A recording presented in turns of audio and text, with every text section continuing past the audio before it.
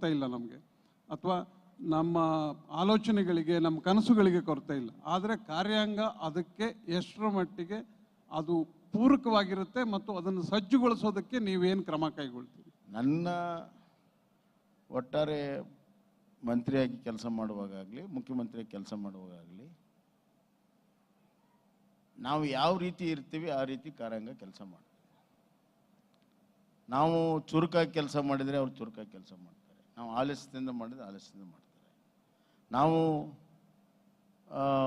ಅದರ ಬಗ್ಗೆ ಸಂಪೂರ್ಣ ಮಾಹಿತಿ ಇದ್ದರೆ ಅವರು ಯಾವುದನ್ನು ಮುಚ್ಚೆ ಮರೆ ಮಾಡೋಕ್ಕಾಗಲ್ಲ. ಹಲವಾರು ಸಂದರ್ಭಗಳಲ್ಲಿ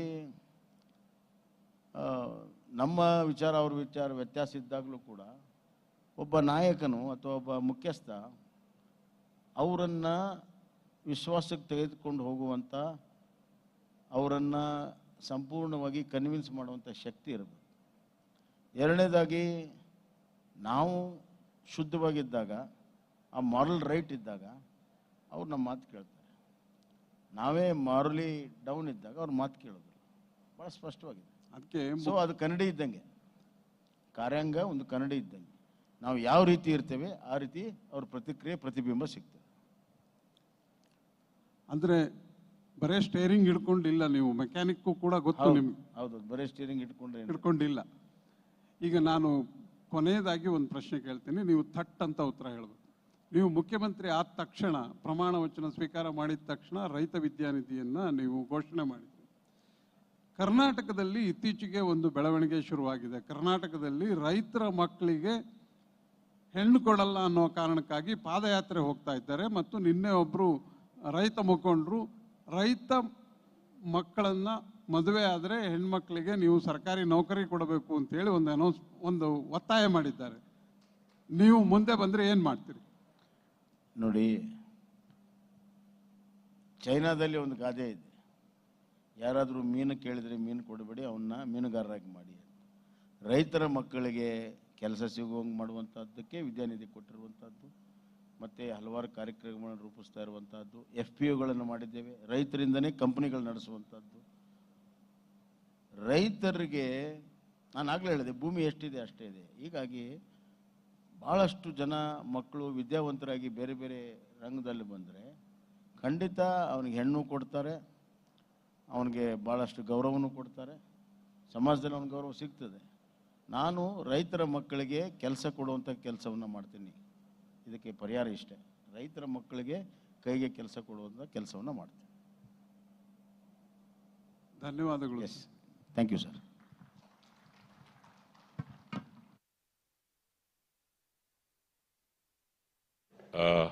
I would request Mr. Sitaraman Shankar, the CEO, to kindly come on stage, and along with Sri Ravindra Bhatt to kindly present mementos to the Honorable Chief Minister of Karnataka, Sri Basavaraj Bommai, sir. ಬಂಧುಗಳೇ, ಸನ್ಮಾನ್ಯ ಮುಖ್ಯಮಂತ್ರಿಗಳು ಎಡೆಬಿಡದ ಕಾರ್ಯಕ್ರಮಗಳ ನಡುವೆ ಇಲ್ಲಿಗೆ ಆಗಮಿಸಿ ಮುಂದಿನ ಈ ದಿಕ್ಸೂಚಿ ಭಾಷಣವನ್ನು ಮಾಡಿದ್ದಾರೆ. Let's all thank the honourable chief minister of Karnataka with huge round of applause. ಜೋರಾದ ಕರ್ತಾಡದೊಂದಿಗೆ ಸನ್ಮಾನ್ಯ ಮುಖ್ಯಮಂತ್ರಿಗಳಿಗೆ ಅನಂತ ಅನಂತ ವಂದನೆಗಳು. ದಯಮಾಡಿ ಈ ನೆನಪಿನ ಕಾಣಿಕೆಯನ್ನು ಸ್ವೀಕರಿಸಬೇಕಾಗಿ ವಿನಂತಿ. ನಂದಿನ ನೋಡಿದ್ರೆ it's an integral part of us Deccan Herald, Prajavani, Sudha, Mayura ಎಲ್ಲ ಓದೋರಿಗೆ ಎಲ್ಲ ಈ ನಂದಿ ಚಿರಪರಿಚಿತ. ಆ ನಂದಿಯನ್ನೇ ಮುಖ್ಯಮಂತ್ರಿಗಳಿಗೆ ನೀಡಲಾಗ್ತಾ ಇದೆ. ಅದರ ಜೊತೆಗೆ ಒಂದು ನೆನಪಿನ ಕಾಣಿಕೆಯನ್ನು ಸಹ ನೀಡಲಾಗ್ತಾ ಇದೆ.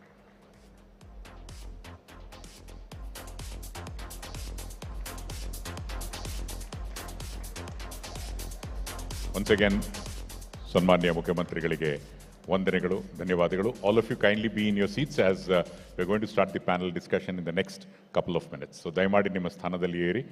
ಇನ್ನು ಸಾಕಷ್ಟು ಚರ್ಚೆಗಳು ನಡೆಯಲಿದೆ, ವಿಶೇಷ ಚರ್ಚೆಗಳು ಮುಂದುವರಿಯಲಿದೆ.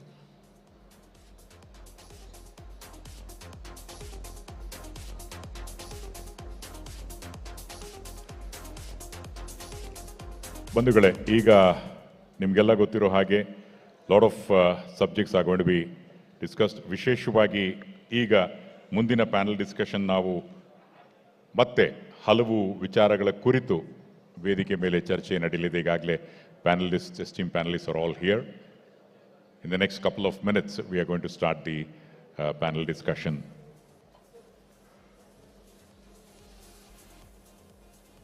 ಈ ಪ್ಯಾನೆಲ್ನಲ್ಲಿ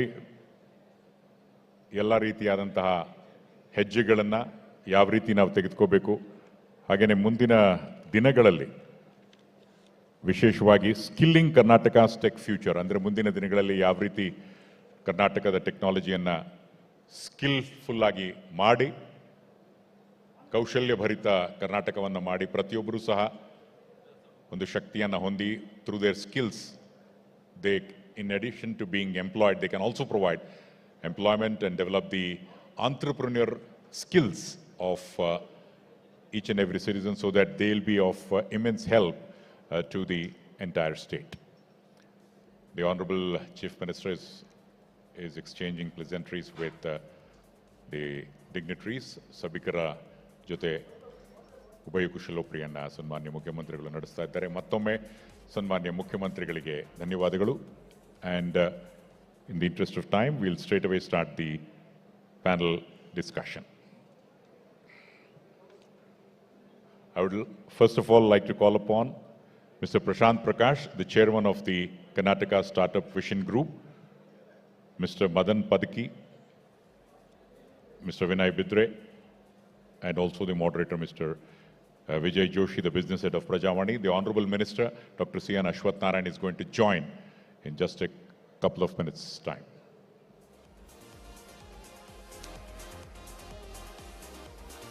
Mr. Prashant Prakash, Chairman, Karnataka Startup Vision Group, I would request Mr. Prashant Prakash is a key member of Axel's India team. He has led investments in AgroStar, Bluestone, Bookmy Show, Clevertap, Fab Hotels, Glow Road, and so on. Mr. Prashant Prakash, please put your hands together and let's welcome Mr. Prashant Prakash on stage, please. ಹಾಗೆಯೇ ಕೆಲವೇ ಕ್ಷಣಗಳಲ್ಲಿ ಅವರು ಬರಲಿದ್ದಾರೆ mister Madan Padaki, an Indian entrepreneur and business executive and the founder and CEO of One Bridge, a change maker who believes that every youth has to be empowered to unleash their unlimited potential. Every such empowered youth is a mass entrepreneur. Madan Padaki ಅವರಿಗೆ ಸ್ವಾಗತ. ಹಾಗೆಯೇ mister Vinay Bidre, the Karnataka state secretary BJP and former National General Secretary. He is also an agriculturist and activist. Mr. Vijay Joshi, the business head of Prajavani, will moderate this session. I would request you to kindly take your seats so that the other panelists will join in.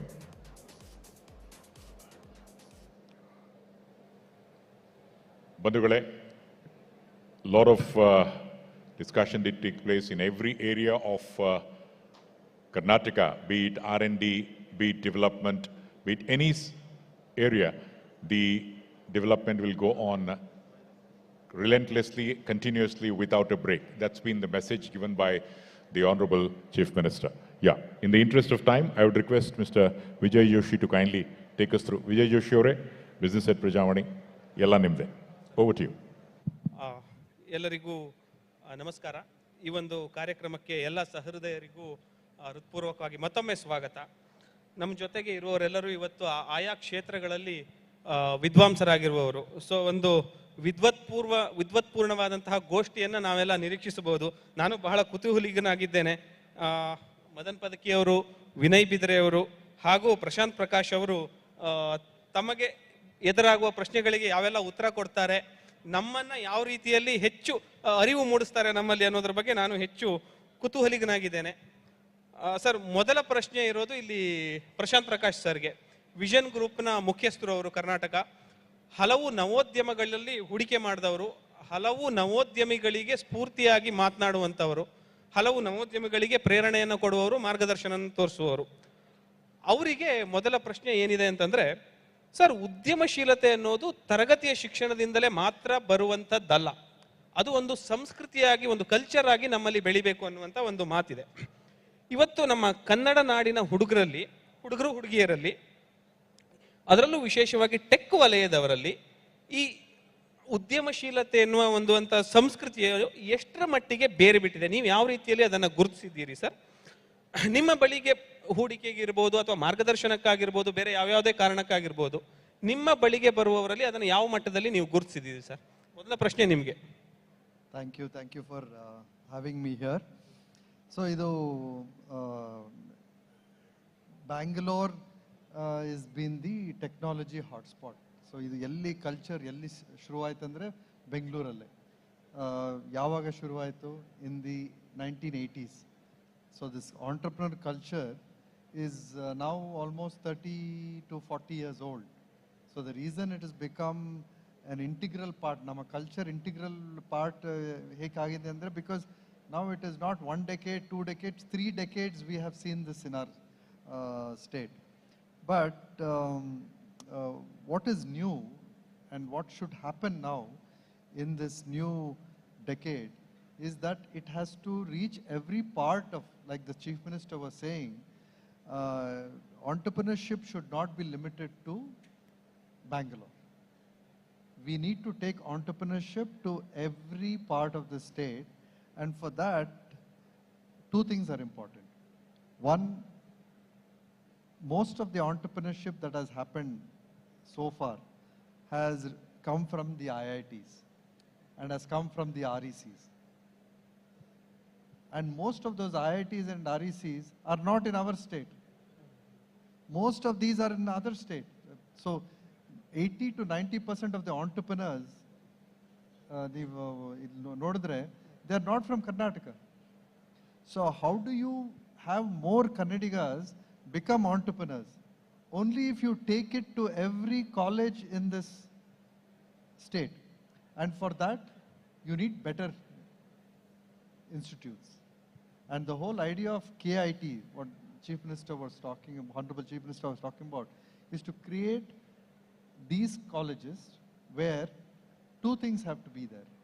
One, entrepreneurship as a subject and entrepreneurship as a skill set has to be taught in these.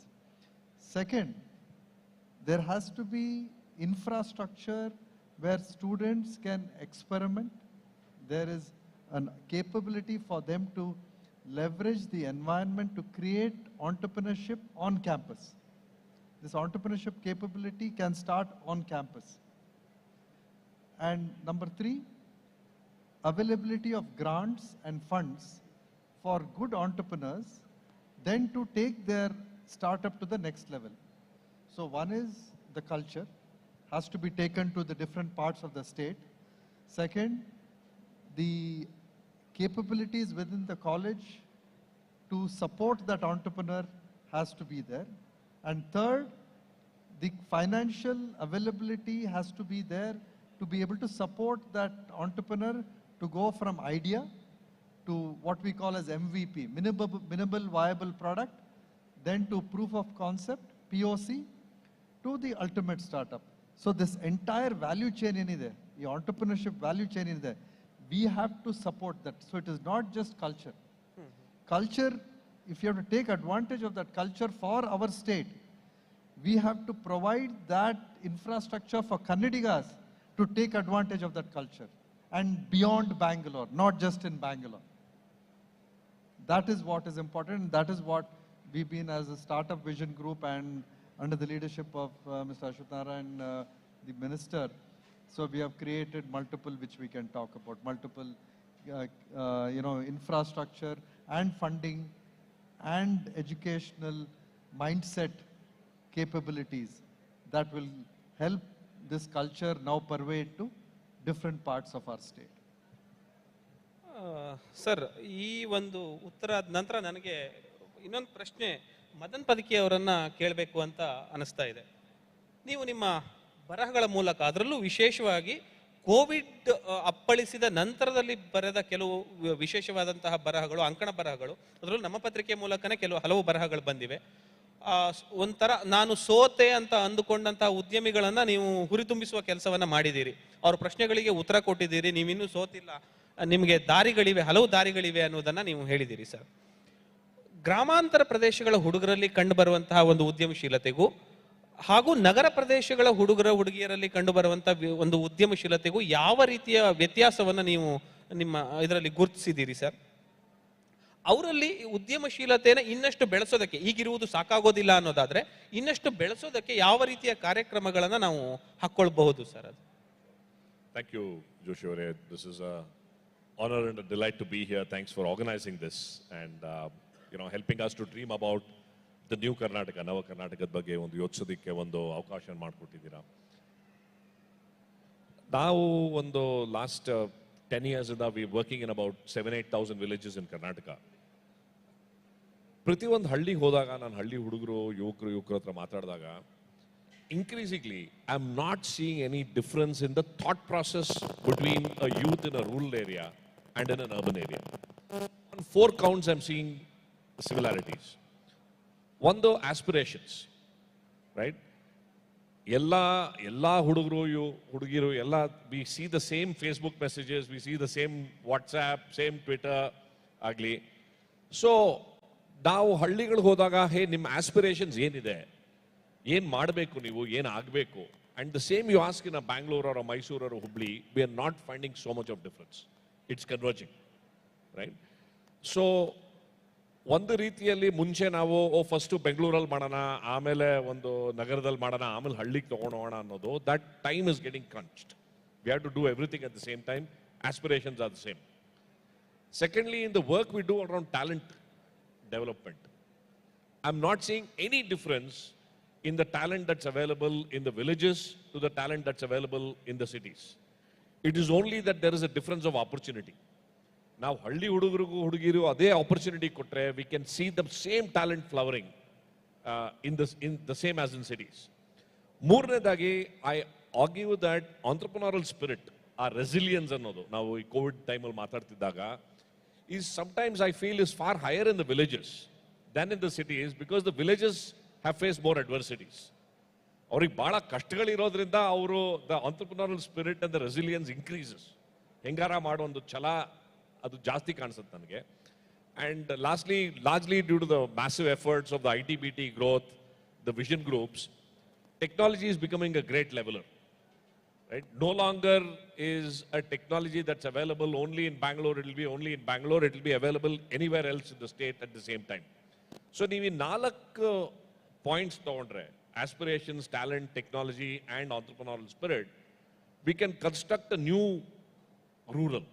And sometimes I call that as Rubenomics, right? How do you create a new rural? ಆ ಒಂದು ಆಸ್ಪೆಕ್ಟ್ನ ನಾವು ಈ 4 aspects ಮೇಲೂ if you can converge all efforts, and they been honourable chief minister ಹೇಳ್ದಂಗೆ they been several initiatives by the state government and the central government. The key is to make it land in that taluka or that block or the village. How does it reach the last mile? ಇವಾಗ ಸ್ಕೀಮ್ಸ್ಗಳು ಆಗ್ತಿದೆ, but ಅಲ್ಲಿ convergence ಆಗಬೇಕು ಇನ್ನೂ ಚೆನ್ನಾಗಿ. ಅದಕ್ಕೆ one of the questions that you ask, how do we make it happen? I been dreaming of something of a state entrepreneurship mission, right? So not just at a central Bangalore level, but supposing prati ondu jille, prati ondu talukadallo, if there was a converging facility, it could be in a college, it could be in a school, it could be in an ITI. If there is a mission mode approach where any youth who comes and says, nimge ಏನಪ್ಪ ಬೇಕು, ನಿಮ್ಮ aspirations ಏನಿದೆ, ನಿಮ್ಗೆ ಏನು talent gap ಇದೆ, ನಿಮ್ಗೆ ಏನು technology gap, ಏನು ಟೆಕ್ನಾಲಜಿ ಬೇಕು, ಅಂಡ್ ನಿಮ್ಗೆ ಏನು ಆಂಟ್ರಪ್ರನರಲ್ ಸಪೋರ್ಟ್ ಬೇಕು, if there is a sort of a single window, so to speak, that can help every youth achieve their dreams, this can converge everything, right? I think the potential is massive if we can do that. Sir, ಇದು ನಿಮ್ಮ ಬರ್ತೀನಿ sir, ಒಂಚೂರು ವಿವರಗಳು ಬೇಕಾಗಿವೆ. But ಅದಕ್ಕಿಂತ ಮೊದಲು ವಿನಯ್ ಬಿದರೆ ಸರ್ಗೆ ಒಂದು ಪ್ರಶ್ನೆ ಇದೆ ಸರ್. ಈಗ ನೀವು ಬಿಜೆಪಿಯಲ್ಲಿ ಇದ್ದೀರಿ ಸರ್, ಆದರೆ ಅದಕ್ಕಿಂತ ಮೊದಲು ಅಖಿಲ ಭಾರತೀಯ ವಿದ್ಯಾರ್ಥಿ ಪರಿಷತ್ನಲ್ಲಿ ಬೇರೆ ಬೇರೆ ಜವಾಬ್ದಾರಿಗಳನ್ನು ನಿಭಾಯಿಸಿರುವವರು. ಹಾಗಾಗಿ ಶಿಕ್ಷಣ ಕ್ಷೇತ್ರ ಜೊತೆಗೆ ನೇರವಾಗಿ ಒಡನಾಟ ಇಟ್ಕೊಂಡಿರುವಂಥವ್ರು ಸರ್.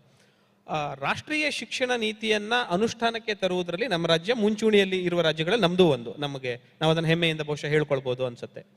ಈ ರಾಷ್ಟ್ರೀಯ ಶಿಕ್ಷಣ ನೀತಿ ನಮ್ಮಲ್ಲಿ ಕರ್ನಾಟಕದಲ್ಲಿ ಐಟಿ ಉದ್ಯಮಕ್ಕೆ ಬೇಕಾದಂತಹ ಕೌಶಲಗಳನ್ನು ವಿದ್ಯಾರ್ಥಿಗಳಲ್ಲಿ ರೂಪಿಸುವಲ್ಲಿ, ಅವರಲ್ಲಿ ಅದನ್ನು ಹೆಚ್ಚು ಮಾಡಿಸುವಲ್ಲಿ ಯಾವ ರೀತಿಯಂತಹ ಕೊಡುಗೆಗಳನ್ನು ಕೊಡಬಹುದು ಸರ್? ಅದ್ರ ಬಗ್ಗೆ ನಿಮ್ಮ ಒಂಚೂರು ವಿವರಗಳನ್ನು ಕೊಡ್ಬೋದು.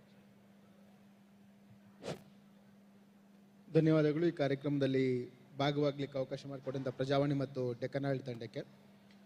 ರಾಷ್ಟ್ರೀಯ ಶಿಕ್ಷಣ ನೀತಿ ನಮ್ಮ ಕೇಂದ್ರ ಸರ್ಕಾರದ ಬಹಳ ಒಂದು ಅತ್ಯಂತ ಉತ್ಕೃಷ್ಟ ಗುಣಮಟ್ಟದ ಒಂದು ಫ್ರೇಮ್ವರ್ಕ್.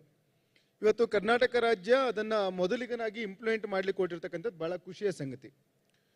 ನಾವು ಬಹಳ ಬೇಗ ತಿಳ್ಕೊಂಡಿದ್ದು ಏನು ಅಂತಂದ್ರೆ, ಜ್ಞಾನ ಮತ್ತು ಕೌಶಲ್ಯ ಎರಡೂ ಕೂಡ ಒಂದು ಆರ್ಥಿಕ ವ್ಯವಸ್ಥೆಯ ಮತ್ತು ಸಾಮಾಜಿಕ ಬದಲಾವಣೆಯ ಡ್ರೈವಿಂಗ್ ಫೋರ್ಸ್ ಆಗಿ ಇರ್ತಕ್ಕಂಥದ್ದು. ಸೊ ಹಾಗಾಗಿ ಇದರಲ್ಲಿ ಕೇವಲ ಶಿಕ್ಷಣ ನಮ್ಮನ್ನ ಅಂಕ ಗಳಿಸುವ ಯಂತ್ರವನ್ನ ಮಾಡ್ದಲೇನೆ ನಮ್ಮಲ್ಲಿ ಇನ್ಬಿಲ್ಟ್ ಕೌಶಲ್ಯವನ್ನು ಕೂಡ ಹೆಚ್ಚು ಮಾಡ್ತಕ್ಕಂಥ ನಿಟ್ಟಿನಲ್ಲಿ ಕೆಲಸ ಮಾಡಬೇಕು ಅಂತಂದ್ರೆ ಈಗಿರ್ತಕ್ಕಂಥ ಶಿಕ್ಷಣ ನೀತಿನಲ್ಲಿ ಒಂದು ಅಮೂಲಾಗ್ರವಾಗಿರ್ತಕ್ಕಂಥ ಬದಲಾವಣೆ ಆಗಬೇಕು.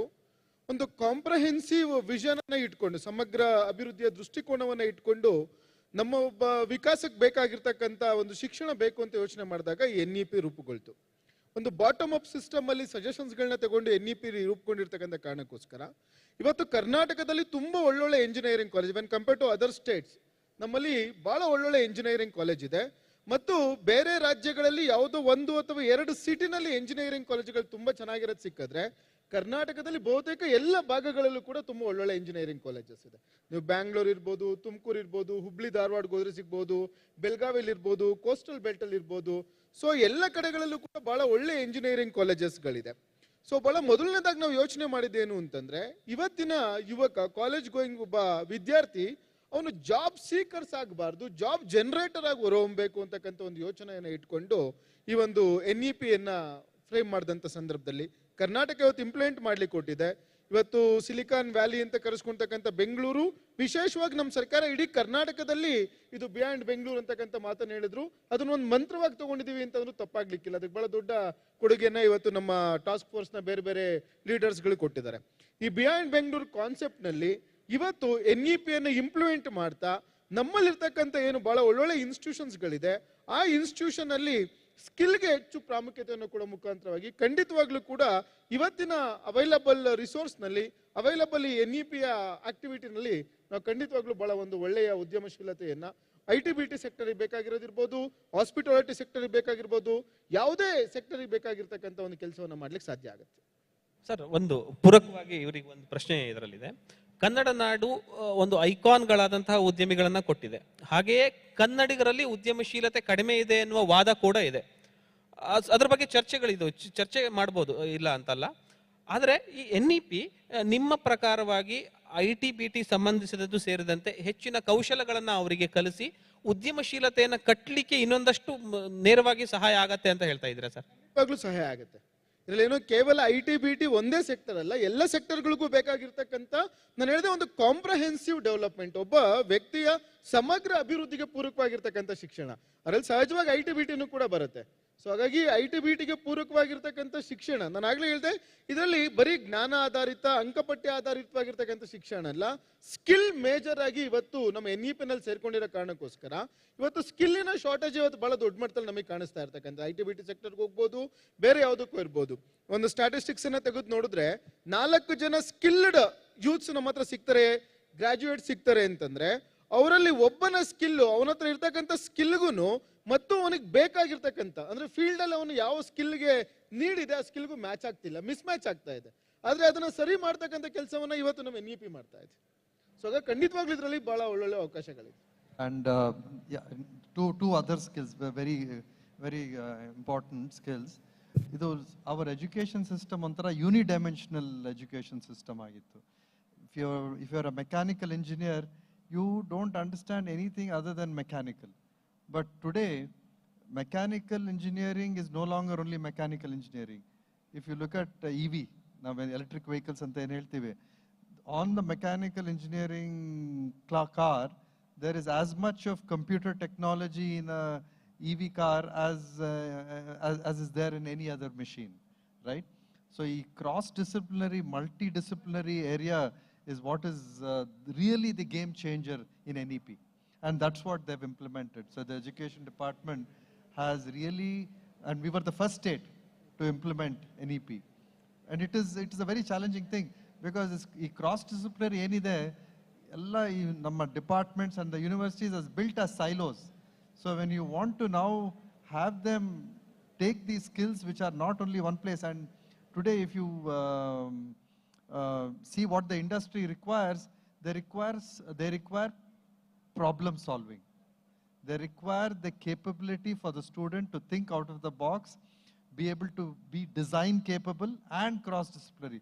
All of that NEP supports. Madan can comment. No, absolutely. See, what is happening in the world going forward? Just as an example, the last few weeks we've seen how ChatGPT has taken the world by storm. right? And in 4 weeks, they've introduced the Chat GPT, GPT-4, which is supposed to be far more advanced. So when changes are happening in weeks, ನಾವು 4 ವರ್ಷದಲ್ಲಿ ನಿಮ್ಗೊಂದು stream ಹೇಳ್ಕೊಡ್ತೀನಿ ಅಂತ ನಾವು ಉದ್ದೇಶದಿಂದ ಕರೆಕ್ಟಾಗಿ start ಮಾಡಿದ್ರು, by the end of 4 years, whatever we've learned will be obsolete. Forget 4 years, 4 ವಾರದಲ್ಲೇ obsolete ಆಗ್ಬಿಡ್ತಿದೆ ಇವಾಗ. Right? So how do you then structure learning in such a way that a student can say, okay, ಇವತ್ತು ಇದು change ಆಯ್ತಾ, can I learn that? And NEP provides a fantastic framework for flexibility in that learning and cross-disciplinary, multidisciplinary function. Right? So I think the elements are there. How do we bring it together? And how do we make sure that the students understand that in a much better way? In fact, Prashant and we were all a part of a skills and entrepreneurship task force. One of the biggest discussions we had was career guidance and career counseling is going to become very, very important. Because choices ashte explode ಆಗ್ತಿದೆ. Right, ಮುಂಚೆ ನೀವು okay ನೀವು arts ತಗೋಪ್ಪ, science ತಗೋ, commerce ತಗೋ, engineering ಆಗೋ, ಅಷ್ಟೇ 4-5 we use to play. But today, that elements itself has grown into thousands of fields, right? So how do you help students make those choices? How do you help them navigate? Becomes a very critical building block for the future. Sir, ಒಂದು ಪ್ರಶ್ನೆ ಇದರಲ್ಲಿ ಮಧ್ಯ ಬರ್ತೀನಿ. ನಮ್ಮ ಕೌಶಲ್ಯಗಳು ಅಂದರೆ especially engineering ಪದವಿ ಪಡೆದ ವಿದ್ಯಾರ್ಥಿಗಳ ಕೌಶಲ್ಯಗಳ ಬಗ್ಗೆ, ಅವರಿಗೊಂದೇ ಸೀಮಿತ ಅಂತಲ್ಲ, ಇದು ಬೇರೆ ಬೇರೆ ಪದವಿಗಳ ಬಗ್ಗೆನೂ ಇದೇ ಮಾತನ್ನು ವಿಸ್ತರಿಸಿ ಹೇಳ್ಬೋದು. ಈಗ ಏನು ಪದವಿ ಪಡೆದಿರ್ತಾರೆ ಅವರ ಕೌಶಲ್ಯಗಳು ದೇ ಆರ್ ನಾಟ್ ಎಂಪ್ಲಾಯಬಲ್ ಅಂತ ಇಂಡಸ್ಟ್ರಿ ವೆಟರನ್ಗಳು ಹೇಳಿದ್ದಾರೆ. ಈಗಿನ ಇಂಡಸ್ಟ್ರಿಗೆ if they are not employable, ನಾಳಿನ ಚಾಲೆಂಜಸ್ಗೆ are they employable sir? Are they good enough to be employed by any leading startup or a company? Definitely not. And how can we bridge this gap? How can we bridge this gap? I think there is two key things that have to be done. One, proper and true implementation of NEP. See, NEP can be again just it may, in spirit you have to implement NEP. So if you have to implement NEP in spirit, the education system has to fundamentally be revamped, and they have to accept this new way of thinking. So one is from the department, there will be a push. But within the universities, within our colleges, it is going to take time. But like Madan was saying, the industry is moving so fast that I don't know if we really have that kind of time anymore. We need almost 500,000 more engineers who are employable in the next 2 to 3 years. 500,000.